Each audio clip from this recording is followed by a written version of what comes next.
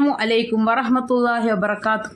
നമ്മുടെ എല്ലാ നല്ല ഉദ്ദേശങ്ങളും അള്ളാഹു നിറവേറ്റി തരട്ടെ, ആമീൻ.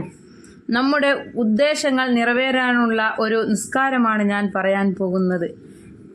നമ്മളുടെ ഉദ്ദേശ പൂർത്തീകരണത്തിന് വിവിധ തരം നിസ്കാരങ്ങൾ മഹാന്മാരായ പണ്ഡിതന്മാർ അവരുടെ ഗ്രന്ഥങ്ങളിൽ രേഖപ്പെടുത്തിയിട്ടുണ്ട്. സത്യവിശ്വാസികൾക്ക് അള്ളാഹുവിനോട് കൂടുതൽ അടുക്കുന്നത് അവൻ നിസ്കരിക്കുമ്പോഴാണ്. ഇഖ്ലാസോടെ ഒരാൾ നിസ്കരിച്ച് ദുആ ചെയ്താൽ അവൻ്റെ ദുആ അള്ളാഹു സ്വീകരിക്കുക തന്നെ ചെയ്യും.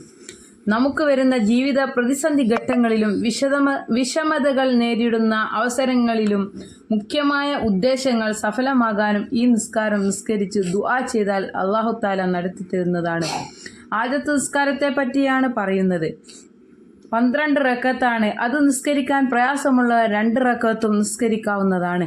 അള്ളാഹു തൗഫീക്ക് നൽകട്ടെ, ആമീൻ. സ്വലാത്തുൽ ഹാജത്ത് എന്ന സുന്നത്ത് നിസ്കാരം ഞാൻ 2 റക്അത്ത് അല്ലാഹു തആലാക്ക് വേണ്ടി നിസ്കരിക്കുന്നു എന്നാണ് നിയ്യത്ത് ചെയ്യേണ്ടത്. ഉസല്ലി സുന്നത്ത സ്വലാത്തിൽ ഹാജത്തി റക്അത്തൈനി ലില്ലാഹി തആല. ഇതിൽ ഓതേണ്ട സൂറത്തുകൾ സൂറത്തുൽ കാഫിറൂൻ, ഇഖ്ലാസ് സൂറത്തുകളാണ്. 1-ാമത്തെ റക്അത്തിൽ ഫാത്തിഹയ്ക്ക് ശേഷം സൂറത്തുൽ കാഫിറൂനെയും 2-ാമത്തെ റക്അത്തിൽ സൂറത്തുൽ ഇഖ്ലാസുമാണ് ഓതേണ്ടത്. അള്ളാഹു എല്ലാ ഉദ്ദേശങ്ങളും നിറവേറ്റി തരട്ടെ, ആമീൻ.